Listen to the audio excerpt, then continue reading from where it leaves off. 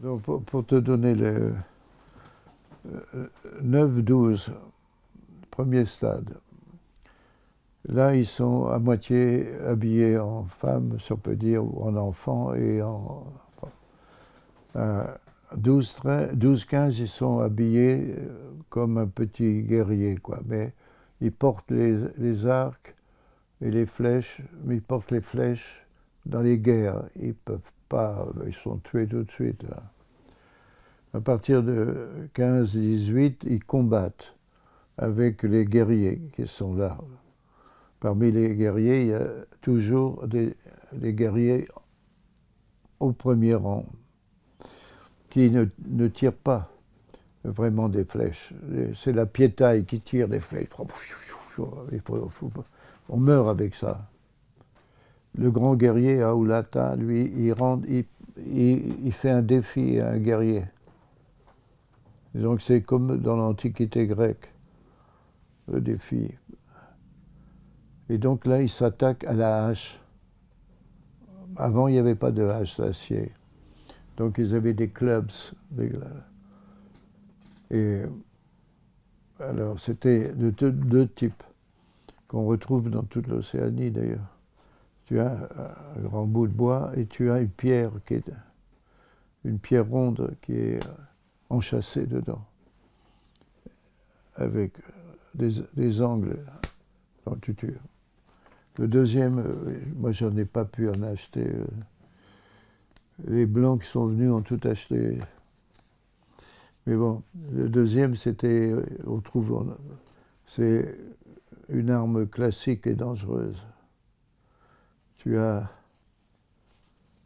un crochet comme un bec d'oiseau, ça, de bois. Et voilà, un peu plus. Là, tu es dans la savane, tu es caché. Arrivent les ennemis, tu fauches avec le crochet, tac, et tu tues, parce que tu brises tout de suite, avec la pointe, tu brises la tête. Tac. Donc ils ont deux armes, tu vois. Outil de pierre, outil de bois. On trouve... alors, là, tu peux faire la guerre, mais je dis, la piétaille, c'est là que quand tu connais bien la société, les gens rigolent, les hommes rigolent d'eux-mêmes en disant la plupart des hommes c'est des wapai, ce n'est que des patates. Ils courent beaucoup, ils font du bruit avec des arcs, bon, ils sont morts de temps en temps. Wataye a été percé de plusieurs, comme un hérisson, bon, c'est fait, bon, ok. Mais le grand guerrier, lui, Aulata, il va seul et il fait un combat. Le problème, c'est que s'il tue le combattant, il est entouré de djilika, de ses chiens. C'était des copains à moi, des hommes, qui ramassent le cadavre pour retirer le cadavre aux autres. Et on prend des prisonniers, si on peut. C'est-à-dire, ils courent beaucoup dans la montagne, ils en piquent un, ils ne le tuent pas pour le sacrifier. Pour le sacrifier, comme je l'ai dit, ils coupent les bras, ils cassent les bras et les mains, les jambes. Donc le type ne peut rien faire, quoi. On l'habille avec des plumes et tout, et on va l'exécuter rituellement, quoi.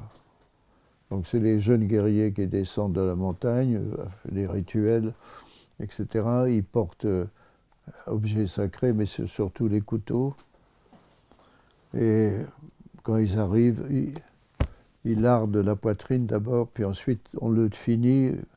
C'est en général un Aulata qui finit en ouvrant le ventre, on extrait le foie.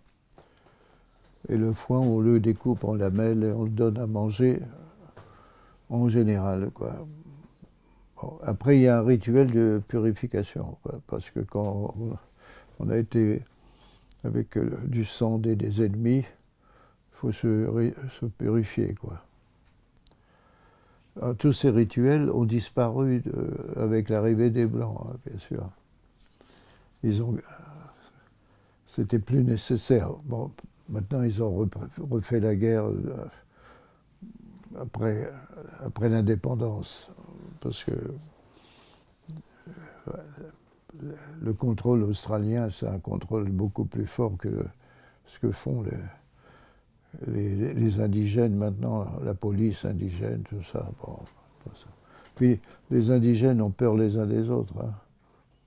C'était mieux. Tu prends des mecs soldats d'une tribu là-bas, il a peur de la sorcellerie des gens ici, quoi. C'est comme en Afrique, quoi. C'est pas seulement la guerre des fusils, hein. Et donc, voilà. Donc, voilà. Ici, c'est donc les gens qui vont inséminer les jeunes. Voilà. Et à peu près à 18 ans, il y a une cérémonie spéciale. On dit au jeune homme, on t'a choisi une femme. Et à Tchatché, on t'a choisi une Etche ou une Andavaker. Souvent, ils cherchent, c'est comme les jeunes gens, ils cherchent à voir la fille, si elle est belle, si elle n'est pas belle, si elle est conne, enfin bref. Et il y a une cérémonie secrète à laquelle j'ai assisté, où le jeune homme, avec les gens de sa promotion, va dans la forêt devant un grand arbre, comme d'habitude, hein, et par un rite, il sépare la fille de sa femme, de son lignage. Tu es à moi maintenant, enfin, tu vas l'être, quoi. Il y a tout un rituel pour que déjà elle soit détachée des liens lignagés, tu vois. Bon, souvent, dans les rituels, il y a, pour les jeunes, les types plus âgés, ils vont vers un arbre, les gamins ne savent pas. Cet arbre produit une sève. C'est l'équivalent de leur propre sperme. Donc ils prennent la sève de cet arbre à sèvres et ils l'amènent dans la bouche. Alors les gamins ne savent pas tout ça. On ne leur explique pas la mythologie dans la complexité. On leur impose dans les corps, comme dirait Clastre, etc. Alors après, quand tu es adulte, tu apprends les morceaux de tout ça. Mais bon, j'ai eu plusieurs expériences où j'allais vers les vieux, comme tout anthropologue va vers les vieux, parce que les vieux, c'est plus près de la tradition, etc. Et je me souviens de Tchatché, je pense. Il était sympa comme tout, le vieux, mais bon, il était con, quoi. Il n'avait pas de mémoire. Donc il commençait un mythe. Moi, je connaissais presque déjà mieux que lui, le mythe. À la fin, sa femme était tellement exaspérée de sa connerie qu'elle terminait le mythe. Et là, je découvre que les femmes connaissent les mythes qu'ils ne devraient pas connaître. C'est là aussi qu'un anthropologue découvre que ce qui compte, c'est pas que les femmes sachent, c'est que les femmes ne doivent pas montrer qu'elles savent, qu'elles doivent fermer leur gueule, quoi. Un phénomène un peu général, quoi. Un peu général. C'est pas qu'elles ignorent, mais bon, il faut pas qu'elles montrent qu'elles en savent autant que nous, quoi. Alors je te dis, le vieux, là, il m'a montré que sa femme, elle connaissait le mythe parfait. Très bien, pas de problème. Donc c'est important, quoi. Et donc le petit Kumaïneux, tu vois, il avait 15 ans ou 16 ans quand j'ai découvert ce type-là. et esprit brillant, quoi. Donc avec lui, j'ai beaucoup avancé, beaucoup plus qu'avec Guattarier, tout ça, qui était un homme adulte qui a été tué par les ennemis, là, mais qui n'avait pas la vivacité. Donc celui-ci, avec sa femme, ils ont travaillé avec Jean-Luc Leroy, avec Pierre Lemonnier, après mon départ, tout ça. Lui, il a travaillé avec moi jusqu'au bout, quoi. Il avait parfaitement compris ce que c'est que les traditions, les rites de son peuple. C'est pour ça qu'on l'a fait venir à Paris et il a fait un film, lui, il est devenu cinéaste. Un film sur les barouillards de lui-même, c'est beau, non? Et après, il a été à la télé, maintenant il est à la retraite. On a trouvé un peu d'argent pour qu'il achète une pièce de terre aux abords de la ville de Goroka parce qu'il voulait être pas loin de l'hôpital.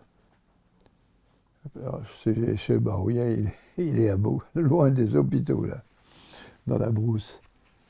Donc on l'a aidé avec le riz, tout ça, parce qu'il achète une pièce de terre, donc il peut avoir son jardin. Il est pas loin de la, il est le bord de la route qui va dans la ville. Donc s'il a besoin, il connaît ce que c'est qu'un hôpital. Hein. C'est mieux que d'être dans la brousse où il crève. Donc voilà un peu quand même les choses hein, concernant... et je vous ai dit que les clans, il y a des clans de guerriers, véritablement, les Bakia, tout ça. Il y a les clans de chamans, c'est les Andavakia. Guattarier était un Andavakia. Il y a les clans des grands maîtres d'initiation, différents stages, Tchatché, et surtout les Barouillas dits Barouillas. Donc, mais après, quand tu voyages dans d'autres tribus, putain, tu retrouves les Nunguyés, tu retrouves des Tchatchés. Ça veut dire qu'il y a eu scission dans un clan, et bon. Et donc, il y avait un rituel. Quand dans un clan, il y avait la guerre, quoi, intestine, il fallait se séparer, quoi. Mais séparer, si tu vas chez les voisins qui te tuent ou qui te mangent, tu vas te séparer en ayant déjà trouvé le moyen d'être intégré dans une autre tribu. Il faut que la tribu t'accepte déjà. Parce que si on t'accepte, c'est partager les terres agricoles, partager les terres de chasse, c'est donner un morceau des conditions d'existence. Il n'y a pas d'esclavage, là, tout ça. Alors, tu avais un rituel qui était comme construire un pont de barres de sel, de cap d'écorce et tout. C'était donné au clan de la tribu hospitalière, ça veut dire. Et à partir de là, ce clan qui partait n'avait plus aucun droit sur les terrains de ses ancêtres. Il était détaché de ses... Donc c'était aussi de la politique. Hein. Mais en même temps, ça veut dire que la parenté ne suffit pas à faire une société, puisque tu peux détacher un clan, le mettre à côté. Donc qu'est-ce qui compte? C'est le groupe global qui intègre ou désintègre. C'est là qu'il faut voir qu'il n'y avait pas de kin-based societies, comme disait monsieur Marshall Salins, et tout le monde, quand j'étais jeune, c'était l'idée que c'est pas vrai, quoi. C'est ça qui fait société, c'est ça. Parce que tu peux détacher un morceau, il va être incorporé. Et donc, j'avais pas compris. Pendant 2 ans, j'avais pas compris qu'est-ce qu'ils me disaient les Baouïas. Et parce que je leur disais, mais vous êtes arrivés là, vous étiez des réfugiés, quoi. Vous étiez des réfugiés. Là. Quand est-ce que vous êtes devenus les barouillas que vous êtes? Et donc il m'avait donné la réponse. Pendant 2 ans, elle était dans mes notes. Au bout de 2 ans, ils m'ont dit, mais tu comprends jamais rien. Tu comprends pas. Je comprends pas. On a été les barouillas quand on a construit, la réponse était dans mes notes, quand on a construit notre chimia. Et donc là, c'était parfaitement expliqué dans leur propre concept. On est devenus les barouillas quand on a initié nous-mêmes, en construisant la maison d'initiation nous-mêmes, on est devenus les barouillas. Il me l'avait dit 10 fois, je n'avais jamais compris parce que je ne comprenais pas ce que c'était vraiment que la chimia. Et quand j'ai compris ce que c'est la chimia, il m'avait expliqué en termes propres qu'est-ce que c'est que la politique, qu'est-ce que c'est que de fonder une société. C'est être capable d'initier nos guerriers, nos chamans, nous-mêmes. Donc la réponse est d'une clarté. Et là, ce qui était intéressant, c'est qu'en effet, j'ai retrouvé qu'il me l'avait dit, j'avais même noté, mais j'avais même pas compris ce que je notais, tu vois. C'est normal, quoi, c'est très compliqué. Il faut pénétrer dans le concept. Le type m'avait dit, c'est quand on construit notre chimie.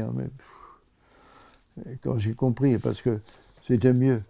La grande chimia, c'est 30 mètres de haut. Hein. C'est 200 personnes à 300 personnes dedans. Tous les poteaux sont des initiés. Le chaume, on l'appelle la peau. Là, on l'appelle les os. Donc, ils m'ont montré un jour que la chimia, c'était la peau et les os, le corps symbolique, pour parler un peu comme les connards littéraires français, là, le corps symbolique, oui, parce qu'ils appelaient ça la peau apportée par les femmes, les os apportés par les hommes, et le mât central, c'est Chimié, c'est le grand-père. Et ici, c'est le clan des Bakia qui pose les 4 antennes qui vont vers le soleil, le dieu soleil. Donc, seul un clan peut poser ces 4 branches de bois.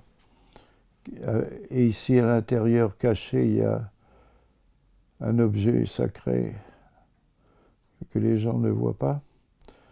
Et donc, ça, c'est la connexion avec le soleil. Là, c'est le grand-père, c'est-à-dire les ancêtres qui soutiennent le corps, et le tout, c'est le corps de la tribu. Donc, c'est les mecs qui m'expliquent, c'est les poteaux, et chaque poteau est posé, planté par le père d'un initié. Donc, chaque poteau, c'est un initié. Et l'initiation, on plante les poteaux en même temps, sur un ordre donné par le chaman et par le maître des initiations. En même temps, tous les pères, le long du cercle, on a mis ici un cercle de lianes pour bien maîtrer les choses, et au même moment, on plante. Et on crie. Et le cri, c'est le cri de guerre. Quand on fait la guerre et qu'on tue les ennemis, on fait. Donc, tous les pères des initiés de la promotion font ça. Et après, on va lier le bas du toit d'une énorme liane. C'est le serpent Python. C'est le grand serpent Python. Et c'est le dieu du tonnerre et de la pluie. Donc, après, quand je suis dans la maison, moi, je sais ce que c'est. Et à l'intérieur de la maison, tu as le feu sacré. Normalement, il doit être allumé avec les percussions, des silex. alors que eux, ils utilisent la friction. Donc ils font le feu par friction, mais pour le feu sacré, c'est par... Et donc je me suis aperçu qu'ils n'avaient plus les silex. C'était un officier qui avait brûlé le village où il y avait les silex. Donc ils m'ont demandé des allumettes. C'était plus facile à allumer quand même. Non, mais ils m'ont dit, voilà, donne-nous des allumettes. Ok. Mais ils m'ont expliqué qu'autrefois ça aurait dû être des silex. Et alors ils m'ont expliqué que parmi les premiers officiers qui étaient arrivés, il y en avait un qui avait brûlé le village, où c'était pas le village de Barouya, mais dans le village de Tchatché, il y avait les silex. Et il y avait les doigts séchés du grand guerrier Baki Tchatché qui avait lutté contre les Yoyué, c'est-à-dire quand les Barouyas, par trahison, avaient assassiné une partie de la tribu qui les avait invités, ils avaient organisé un grand repas, une fête, puis au moment du repas, ils ont tué la moitié des mecs. Donc, à ce moment-là, les Yoyué se sont réfugiés au-delà du mont Yélia volcanique, et c'est les ennemis permanents. Les ennemis. Et donc, Baki Tchatché, c'était un des guerriers qui avait permis la victoire, plus une légende que il était acculé contre le bord d'une falaise et qu'un rongeur mystique a rongé un arbre et au moment où les ennemis arrivaient, l'arbre s'est écroulé, c'était un pont, il s'est tiré. Donc, tu as constamment des faits historiques à peu près prouvés, et puis ça se fond, ça s'articule avec des imaginaires quoi, légendaires, quoi. Donc j'ai pu reconstituer tout ça aussi, tu vois, c'est très important de... Alors j'en sais plus que les jeunes Barouillas maintenant. Je suis sûr que les jeunes Barouillas qui sont partis à l'école,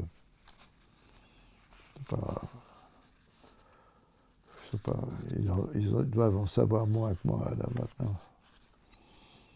Parce que les vieux après n'ont pas de goût à transmettre. Et même quand je suis retourné la dernière fois, les femmes m'ont dit, les vieilles que je connaissais, les jeunes filles maintenant, tu as vu, elles n'ont pas de sein, elles sucent pas les mecs, après font pas la fellation, leur mari, c'est la fin, quoi, c'est le déclin. Bon, c'est pas vrai, quoi. Mais déjà, après tant d'années, dans la dernière année, les filles jouaient au basket avec les garçons. Avec les plaisanteries des garçons. Là, tu as de bonichons, tu as des beaux toits, tu as des trucs qu'on trouve dans le monde entier. Tu vois. Et donc, mais l'idée que les garçons de 15 à 18 ans descendent face à un terrain de basket à l'européenne, mais que les filles du village, pas encore mariées, viennent jouer et agiter leur sein devant les garçons, je savais que c'était déjà une transformation assez profonde quand même. Parce que moi j'ai vécu avec des types qui sortaient du néolithique, quoi. Les vieux, ils avaient tous porté des outils de pierre et ils m'ont expliqué comment ils les faisaient. Donc c'était étonnant de pouvoir, oui, de voir que le néolithique se termine là-bas, au XXe siècle, alors qu'il est terminé en Mésopotamie depuis 3000 ans avant Jésus-Christ. Et en Europe celtique, ça doit être, je sais pas, 1200 peut-être. Les Romains avaient déjà les outils d'acier et tout, hein, donc probablement les forges romaines, les forges Vercingétorix, tout ça, c'est Jules César. Donc c'est peut-être 600-700 ans avant Jésus-Christ, tu vois. Donc tu vois une inégalité de développement, quoi. Il faut le dire, quoi, c'est un fait. Hein. C'est pareil avec le fait que les Japonais au VIe siècle absorbent la riziculture, la sériculture, l'écriture chinoise, un modèle d'État centralisé à la chinoise. Ils se considéraient que les Chinois étaient plus développés qu'eux, quoi. Je pense, non? Sans quoi ils n'auraient pas fait tous ces emprunts.